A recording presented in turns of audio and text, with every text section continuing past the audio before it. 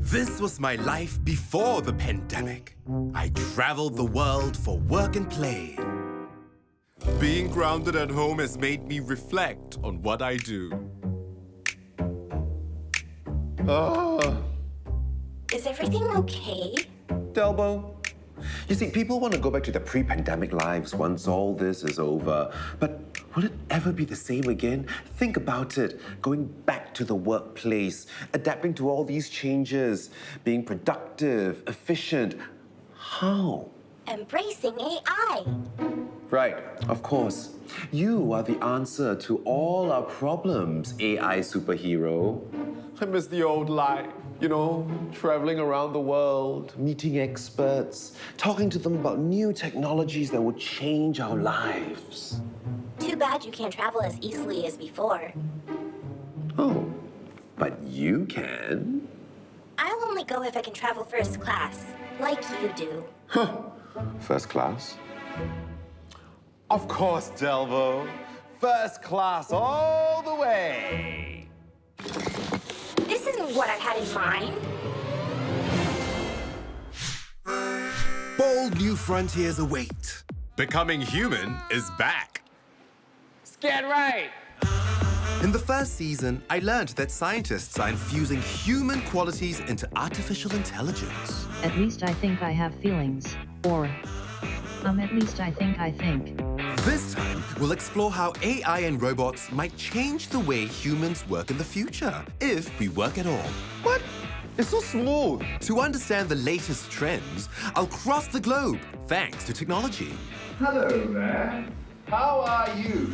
And I'll get some help from friends abroad. These days in Korea, I heard that job seekers prepare for their interviews with AI-simulated interviews. Do I Yeah. start with start? 3, 2, 1. Oh my gosh. And my robot buddy Delbo will make the big step up from household pest to overseas presenter. Can we do the interview in English? Of course, Delbo. It's your show. So we're all systems go for Becoming Human at work. I'm ready!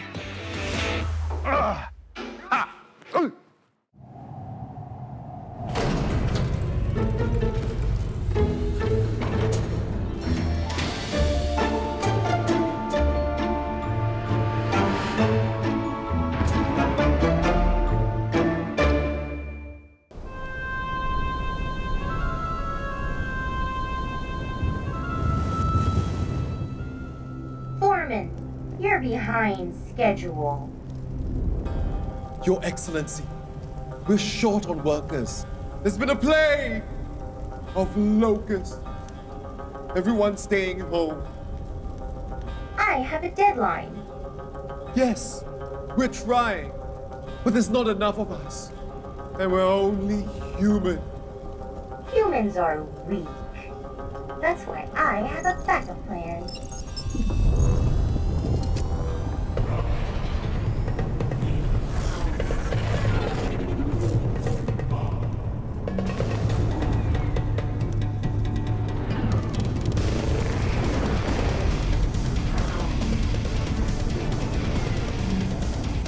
Wow. So can I get a day off? COVID-19 has hit some labor-intensive industries hard. One is construction. Experts say the lack of manpower will continue to drag the sector. Many projects have been hindered by delays and labor shortages. How can AI and robots help an industry that has been so reliant on human labor for centuries? Here we go. Transformers. Hi, Ying-Lai. Prof. Chen. We're doing the robot for the construction industries. Professor Chen Yimeng shows me robots that can autonomously hunt for defects. It just moved by itself. I don't know why. Yeah. I didn't do anything, huh? I didn't do anything. This robot uses lasers to scan walls for cracks. This is the first actually in the world, like doing this. Oh, wow. Yeah. And this robot inspects floors. It has a hammer below the robot. Then you would, using the hammer, knocking on the tile or floors, and it will detect the sound, will analyze it, and you learn where the hollowness is and how deep it is. If you use that on me, I'm just hollow on the inside. How do humans check on the hollowness of the floor now? This is the very traditional way. Isn't this what you use when you go hiking? Not exactly, because they have a steel ball here, right? You can hear the sound difference, then you know, okay, there's some problem, and then you need to go in carefully, check, then where is the hollowness is. This is currently using and has been used there for like 100 years. Wow. Yes. So 100 years later, we've got Knockbot. Knockbot. Teaching robots age-old techniques and equipping them with superhuman sensors could make the industry more efficient. Professor Chen claims this next robot can outperform humans because of AI. Meet industrial painting robot Pictobot. The robot equipped with a camera. Camera will see your surface, scan the surface, checking whether it's a flat curve or angle or beam. Based on that information, it automatically plans its own movement. This is pretty cool, but I would describe it as slow and steady. I think I can actually paint quicker. Can I try to compete with that? No problem. Human versus robot. Yeah. With the pride of humanity at stake, it's time to show this robot who's boss. I'm ready.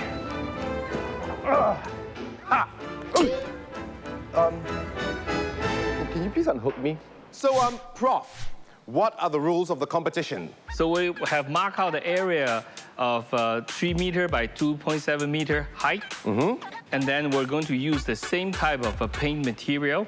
Here are the tools of my trade. How many humans are assisting the Pictobot? We'll have one person just load up the paint. That's it. Let's go! I think we start at the... Oh, wow, my back. Oh my goodness, this is a real workout, man. After the completion, we'll look at your speed. What? Oh. Go, stop slowing me down. And also the quality. Look at all that white over there in the corner. I've done more than Pictobot. Okay, come on, let's go. Final touch-ups. Third is the safety-related matters. That's all. I'm done. I guess I blew you away. Here you go, Prof. This is my work of art. Great, Ying-Lai. Seems like you've done a great job, and you're faster than the robot. You see there's a patch here? Oh, there's a patch here. That also, there's some, you see the edges? Okay, technically I did kind of like 1.5 layers. Actually, how many layers do we normally paint? Probably 2 layers. So does Pictobot do 2 layers as well? They can just do 1 layer equivalent to 2 layers work. What? That's like half the work. Can I go have a look at what Pictobot has done? What? It's so smooth. It's really consistent, right? But I'm faster. Sure, you're faster now. But imagine if you want to do this 10 times or 100 times a day, in and out, how would you feel? I feel terrible. I'm so tired. My arms are aching, and they're gonna ache even more tomorrow. The robot will not fatigue, right? And then secondly, the robot can even go higher to 6-7 meter high. So the safety will also be guaranteed. Okay, Pictobot, you win. Go paint the town red or blue. Will these robots take away jobs? It is not the robot taking up the human's job. It is rather we really cannot find people to do some of these works. Just say, for example, in construction site, you probably will not see worker below age of 40 because younger people don't want to go into construction sites. If this trend continue doing so, you definitely will not have enough workers for this field. In the USA, my comrade Liz is going to unearth groundbreaking technology. Okay, not that kind of groundbreaking. Built Robotics is a startup that makes autonomous construction vehicles. Do I start with start? So all you have to do is press the start button. Here we go. 3, 2, 1. Oh my gosh. Okay.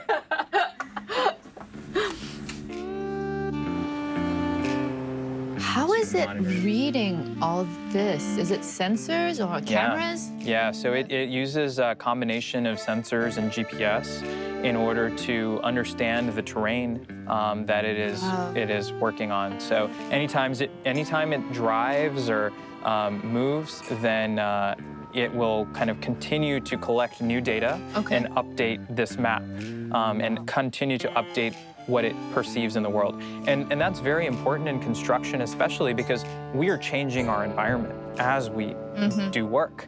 If for some reason you needed to stop the robot, you hit the big red button, and that will stop the robot in its tracks. Our partners take safety incredibly seriously, and so do we. We think that if done correctly, robots can actually take humans out of harm's way. Why put a human in the middle of a wildfire if you could have an autonomous dozer or an autonomous excavator that could be doing the work? Do you have access to your clients' machines and built robots? So we are able to remotely monitor our robots everywhere in the world. So from here, we can see the robots that are operating in Australia, and that way our engineering team is able to support and ensure that things are working reliably wherever it may be. Long term, that's another thing that I think people get really excited about, is that this technology enables more central management of entire fleets.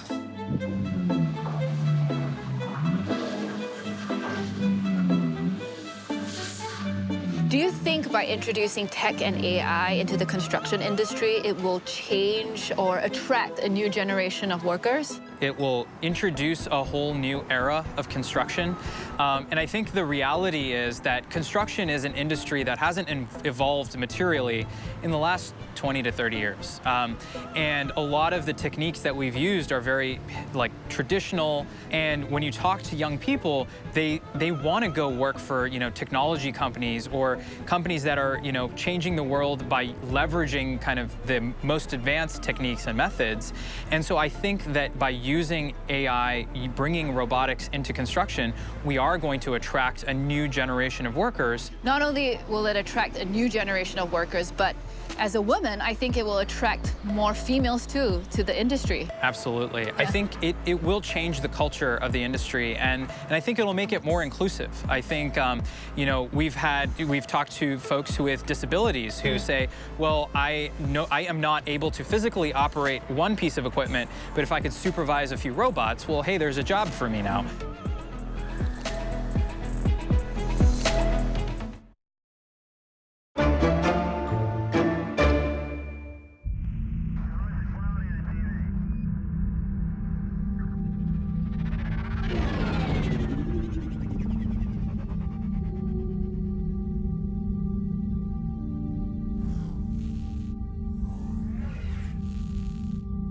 Visual check done.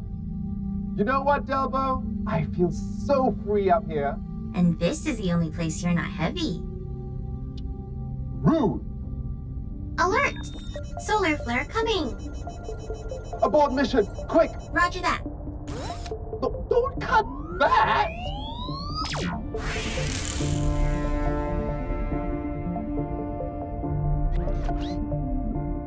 Delbo, grab me. Sorry, no hands. Delbo! Delbo!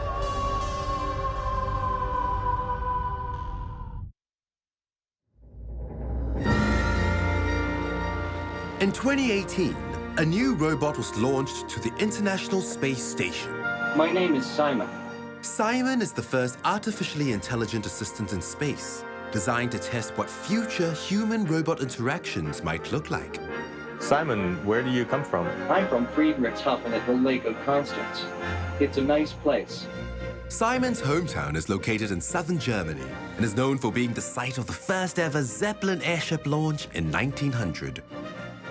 The aviation and space industry has deep roots in this area. I sent Delbo first class to meet Volker Schmidt, one of the brains behind the project. Hallo Delbo, willkommen auf der Raumstation ISS. Hallo Volker, meneer. Wie viel größer ist die Internationale Raumstation? Ja, die Raumstation ist groß wie ein Fußballfeld, 450 Tonnen Masse im Orbit, 3000 Experimente sind gelaufen, es sind 107 Länder der Erde dabei bei diesen Unternehmungen und das ist großartig. Not bad for humans. Can we do the interview in English? Of course, Delbo, it's your show. And I might not agree. But first, how did you come up with the name Simon? The project has a lot of science fiction in itself, so for me it was very interesting to see. It's similar to Captain Future, this flying brain, Professor Simon Wright, who helps the crew of the Captain Future. Why not doing a similar project here on Earth, on the ISS, to bring Future here to Earth, to realize Future now? Simon will eventually help with experiments and repairs. They can also analyze emotions and show empathy. Former project manager Christian Karash says Simon can relieve some of the stress homesick humans might feel on a long voyage in space. If you leave Earth and go so far to Mars, Earth will become like a tiny star in the night sky. And we do not know what this means to human beings. So this AI companion is also a bit of a psychological countermeasure, which should be like a friend who you can trust and have fun with. Tell me something about space. The Apollo crew did not have any life insurance. Delbo heads to the Biotechnology Space Support Center in Switzerland to meet the team preparing Simon for his next mission. Gwendolyn Pasqua is the operations lead. Now we're in our control room. So we have here my colleagues. They're doing a real-time operations. Back in 2018, how was your first mission with Simon? It was highly stressful, I would say. There are lots of processes that were not there yet. Since it's the first time that we're having an artificial intelligence in space, we have to really set the path because it was the first time we were doing it. In the case of Simon, we use computational power and IBM Watson Cloud on Earth with a permanent data connection. This is due to we do not have all the hardware on board of the space station. Please say, Simon, wake up. Simon, wake up. Probably should. Okay, Delbo, actually, this is still Simon, only that some of its parts are laid out in a flat surface. So you have there some computers, some cameras, some microphones, some sensors as well. But it's still Simon, so you see there Simon's face as well. So this is where we initially do some of our preliminary testing. Finally, I get to meet Simon, or should I say, Flat Simon. You can wake it up, say, Simon, wake up. Simon, wake up. I'm here. How are you? I'm fine, thank you. How are you doing? I'm good. I heard you're a funny guy. I have many jokes on my mind. Don't trust people who do acupuncture. They're backstabbers. What do you like to do? The major one would be brain calisthenics instructions. Interesting. Information and also record I am a robot. I am going to sleep now for a while. Are humans comfortable partnering AI-based machines like me? Delbo, I feel very comfortable with you because I like AI-based machines like you and Simon. What is important is for future AI systems that they are always safe and not superseding humankind. In science fiction movies, adding superhuman AI to the spacecraft tends to lead to disaster and multiple casualties. The team wanted to avoid that from becoming a reality. One other thing is that we really avoided real-time machine learning, so we only have supervised learning. Supervised learning? So the artificial intelligence can not learn on its own.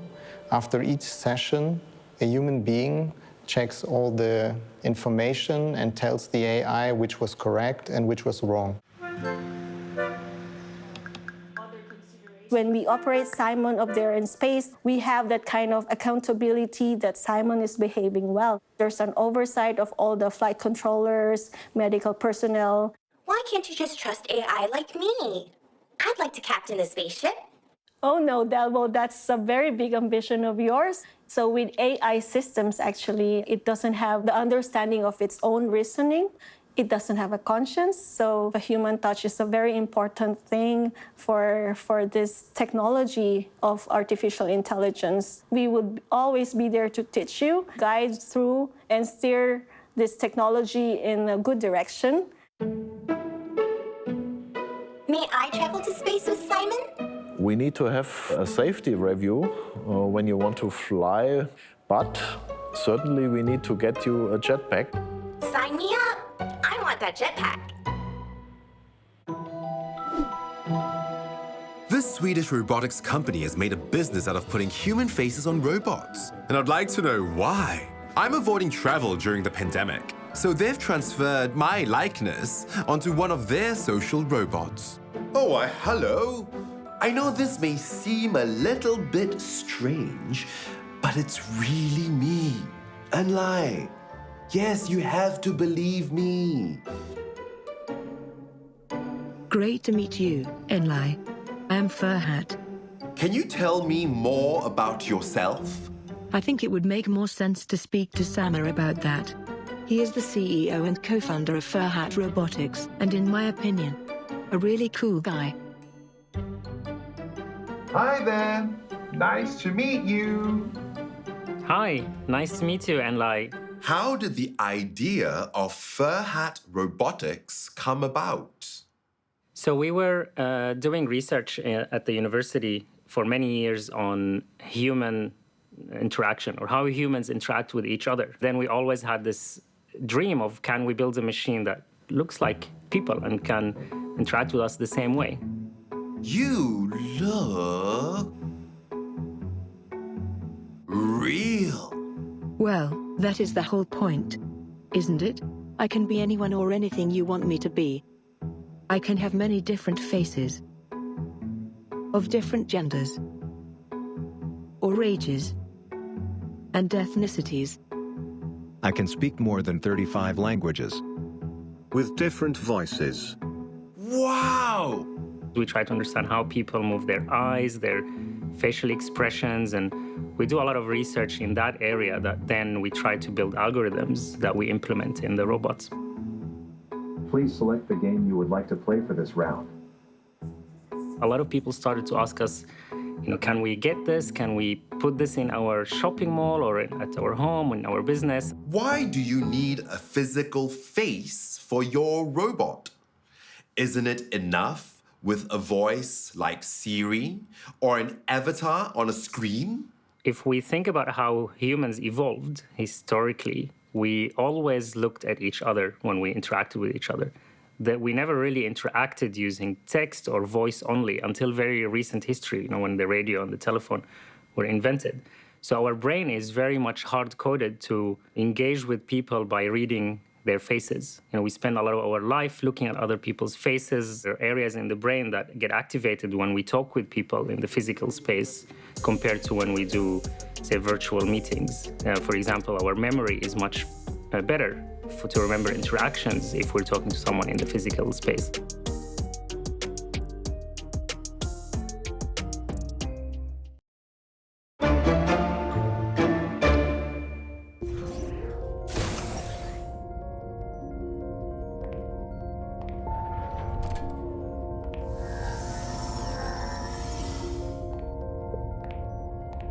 Please sit down and look at the camera.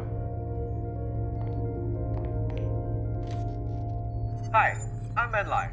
I'm here for an interview for the manager position. Your voice breaks higher than usual. People prefer managers with a lower voice. Oh, no, I have a very deep and authoritative voice. Respond to the following statement. The robot was attacked by its human co-workers. That's a shame. Your empathy is in the lower percentile. Oh no! Well, that's a shame. so sad. Why did they beat up the poor robot? Interview concluded. And? You are 6 days past our optimum age range. You won't be useful for long enough. Application denied.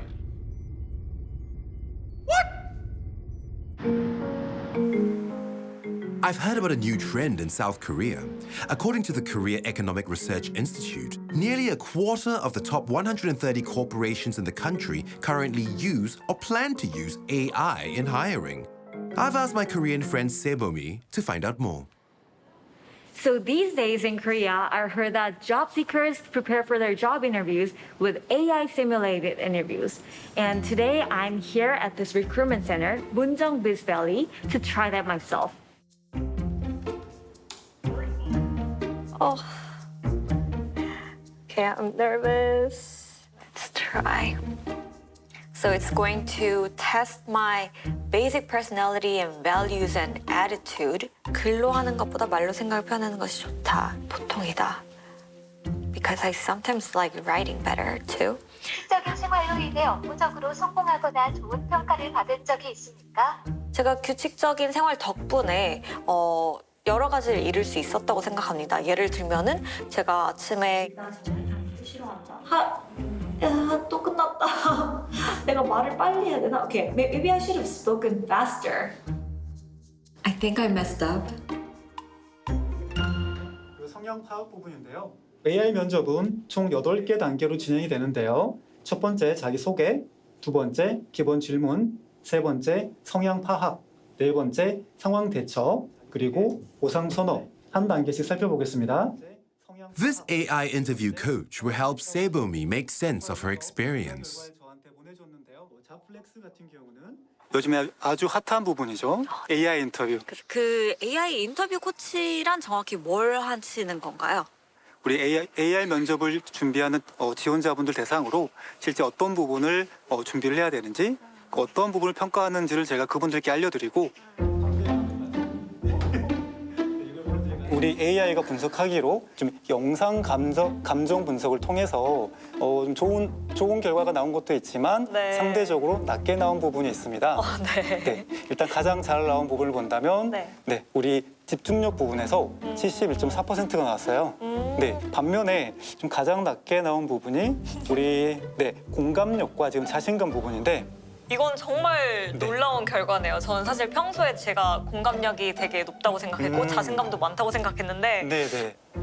우리 이제 지원자분들의 답변을 할 때 얼굴에 한 68개 정도 포인트를 찍어서 순간속 매 초마다 감정 변화, 근육 변화를 통해서 감정 변화를 측정을 하게 됩니다. 면접을 볼 때 너무 긴장을 하셔서 근육이 굳으셨나 봐요. 와, AI 면접이라도 어쨌든 그 앞에서 표정 관리도 잘 해야 되고 말도 일단 잘 해야 되고 그렇네요. 네, 그렇습니다. 와, 진짜 사람 인터뷰랑 뭐 그렇게 다른 게 없는데요? AI 기술이 그만큼 좋아졌기 때문에 우리 학생들도 충분한 좀 준비를 많이 해야지만 되겠습니다. AI 인터뷰 솔루션의 장점은 뭐고 단점은 뭐가 있을까요? 일단 전 세계에 있는 지원자들을 다 검증할 수 있다. 그리고 만약 예를 들어서 1만 명의 지원자를 우리가 접수를 받고 서류 평가를 하잖아요. 이걸 하는데 10명에서 한 일주일 정도 소요가 됩니다. AI로 하게 되면은 8시간이면 해결되는 거죠. 단점이라고 한다면 실제 우리 사람 간의 상호작용 또 직관에 의해서 우리가 캐치할 수 있는 부분이 있는데 AI는 아직 거기까지는 안 되고 있습니다. While South Korea may have opened up to AI-led interviews, not everyone thinks that the technology is mature enough yet. I caught up with an expert who has studied the use of machine learning in recruitment and hiring. Can AI take over the hiring process? I think most employers still understand that there's certain aspects where you need that human understanding to really identify the best job candidates. And really, generally, our advice is that no task, unless it's very, very basic, like scheduling an interview, should be fully automated by AI, especially right now, given its limited capacities. In Sweden, an HR tech startup called Tangai believes that the problem with job interviews doesn't lie with AI, but with humans. They think the issue is human bias, so they're programming social robots to conduct job interviews in an unbiased way. When at work, is it important for you to be effective in all situations and to always appear capable and competent? Absolutely. With my extreme makeover, I feel confident enough to talk to the CEO of Tangai. What issues did you see in the hiring process that led you to create an unbiased interviewing software? We wanted to make sure that every candidate get the same treatment, no matter your age or looks, gender or ethnicity. The issue with the process was actually humans. When we meet face to face, we are affected by the way the other person looks or what age they have and what connection we can make with that. We are also affected as recruiters if we're happy or if you're sad. All of those things affect the outcome of the process. So we wanted to create a situation with a candidate that was super objective and structured. Now I would like to hear about a real situation where you solved a complicated problem by yourself or with colleagues. I had a really... Can you tell me about your unbiased interviewing software? We know quite a lot about human behavior and what behaviors that actually triggers performance in different contexts. We do have a behavioral science framework that makes the rules for how the questions are being asked and interpreted. And then we use the robot for the data collection into this framework and connect that data into trying to predict future work performance. The next step in this hiring process is that the recruiter will compare your answers with the job description and the required skills. The recruitment process is actually turning into a more data-driven process where we put the human aspect of the process at the end of the process instead. In South Korea, there are AI coaches who help job seekers to try and beat the AI hiring bots. What do you think about that? I don't think that it will affect Tangai. It might affect the outcome of the process, but the overall purpose of this type of technology is to understand your personality and no one else. And every personality is different from each and every one of us. So if you're trying to fool the robot, then you will probably be a bad fit for the role at the end. So I don't really see the purpose of trying to use coaches for train candidates in this area. While Tangai's interview technique is novel, without proper supervision, there's no guarantee that AI will be less biased than humans. Why is there bias in AI systems? AI is looking for patterns in existing real-world data. Like what combinations of things lead to a desired outcome, like being a good worker, repaying a loan, something like that. And so what's going to happen is those patterns are going to reflect human bias. Our society has incorporated many biases into it, and an AI system is going to incorporate those same biases. And in fact, AI is not all that intelligent right now, which is that it can't by itself decide what is biased and what's not biased.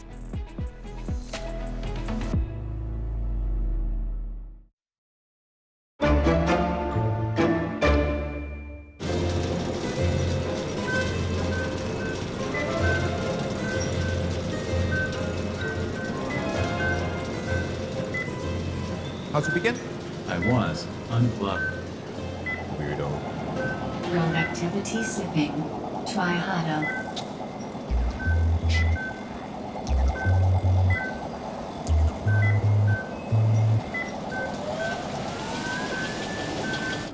Your productivity is down 10%.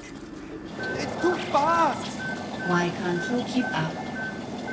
I'm only human! Subject for hand-eye coordination.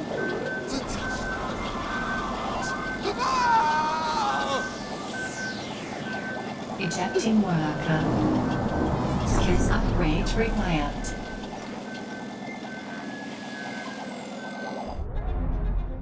Productivity drives profit and competitiveness. But due to the COVID-19 pandemic, work from home has become the new normal. Even as Singapore moves into phase 3, work-from-home conditions in 2021 are expected to be a mainstay. With so many people out of the office, how do managers know that employees are being productive? What solutions can AI offer?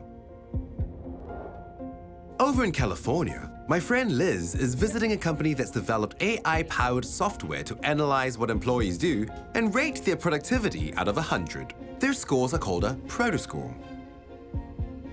Why now? Why do you think ProtoScore is getting so much attention now? Two things that seem to be in competition with one another is that employees want flexibility.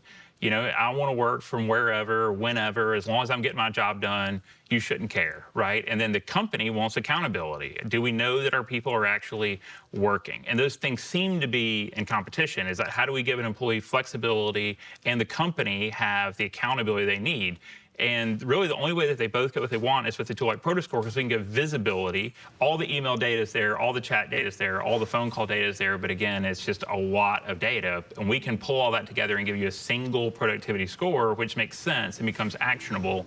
That simple score makes it really easy for leaders to quickly understand daily engagement. In business, we tend to measure a lot of things. Why aren't we measuring our people? With ProtoScore, you can.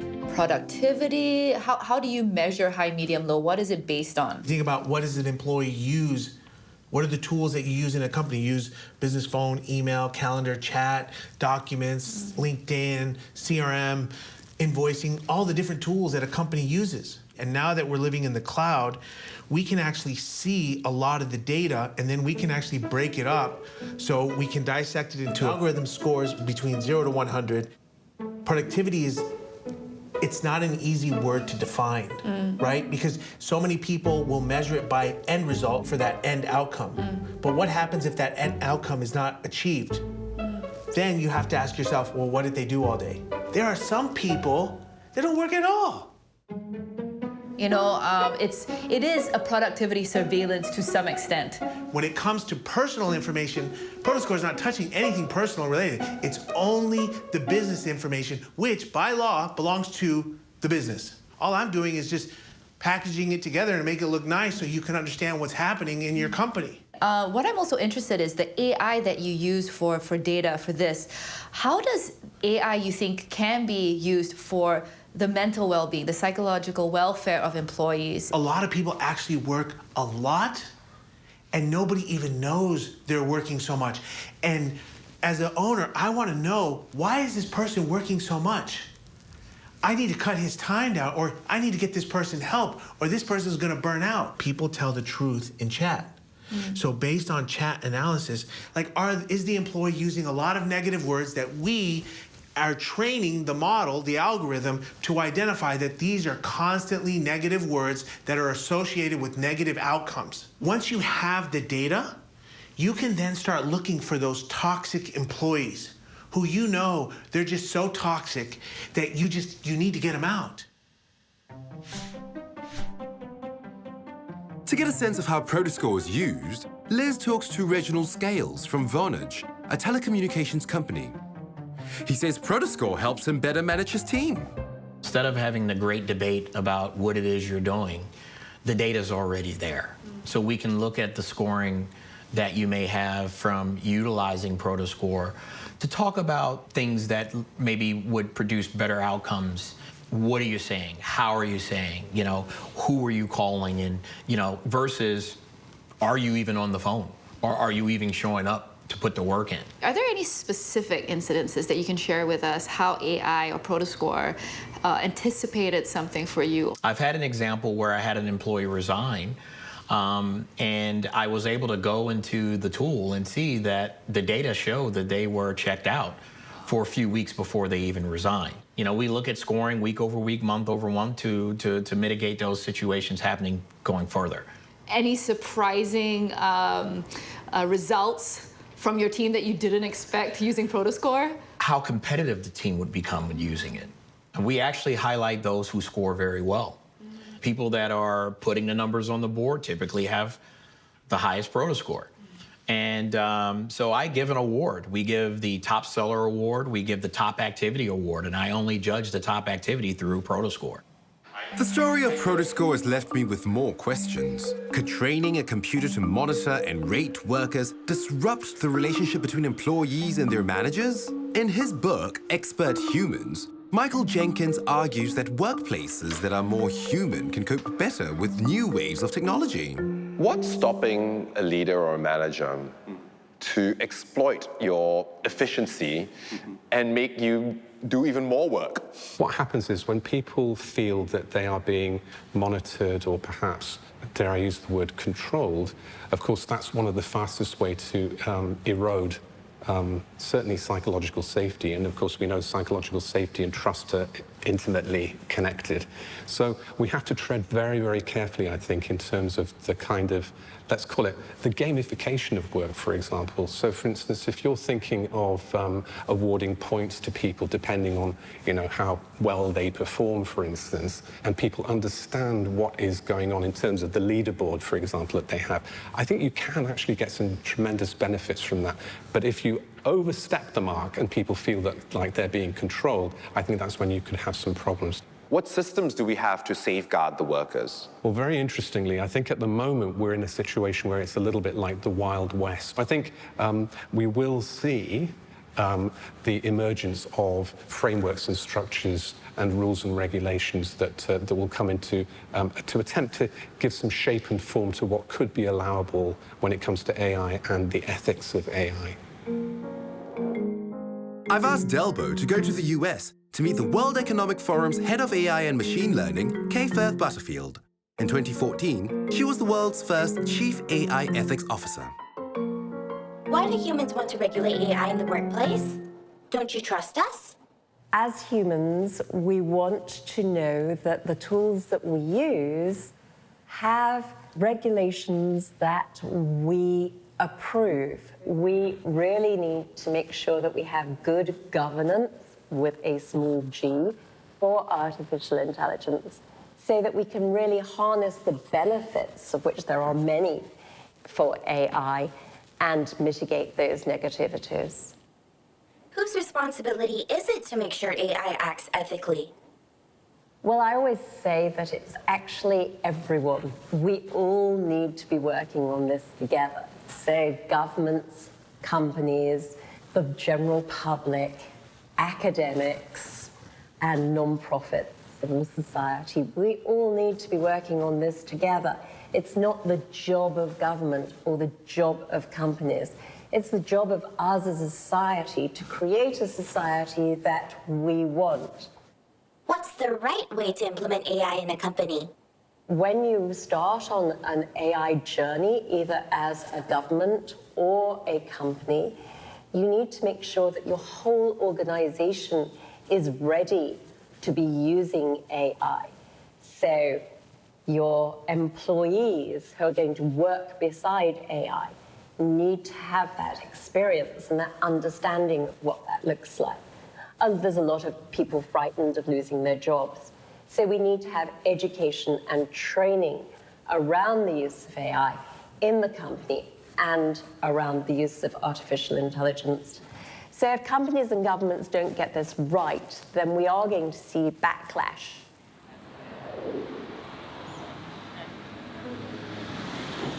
Dr. Chong Yok Sin is the president of the Singapore Computer Society, and she agrees that people need proper guidelines when using AI. The society even developed the AI Ethics and Governance Body of Knowledge, a living document with advice on ethical AI usage. Ethics and AI, Body of Knowledge, is actually a book, right, written specifically to guide 3 groups of people in order to actually implement AI. The first group is actually the tech professionals. The second are the users who are using, AI solutions within their organizations. And the third is actually for governance of AI in organizations. Who's responsible for it? For the onus is on the company, and it has to be governed at the same level as finance is governed, right? As operations is governed, as strategy is governed, right? Because AI can do a lot of harm or a lot of good, right? Really depends on how you tame it. So I think the best form of governance at this stage, okay, where AI is evolving, right, is to have self-regulation, which is what the whole BOK was written for. Dr. Chong, how worried should people be about AI? So I worry very much about, the slowness in adoption of AI, because I think that is actually a limiting factor, for our digital economy. And in fact, I think the time has come, for us to really leverage on this next phase of computing, which AI presents itself, and to actually harness its goodness, rather than be afraid of it. Delbo, where are you? You're supposed to be at home to help me wrap up this episode. I'm training for a trip to space. Check this out. Whee! Well, I'll start without you. Carry on. I can direct you from here. Direct me? And action. So, will AI in the workplace be freaky or fair? It depends on us. More empathy. Say it like you mean it. So, AI is here to stay. But companies need to be more transparent about how they use it. And employees need to be more open to working alongside AI too. If we can figure out how to get it right, then it's a win-win. And what if you don't? You're not really helping. Gotta fly. Bye. Hey,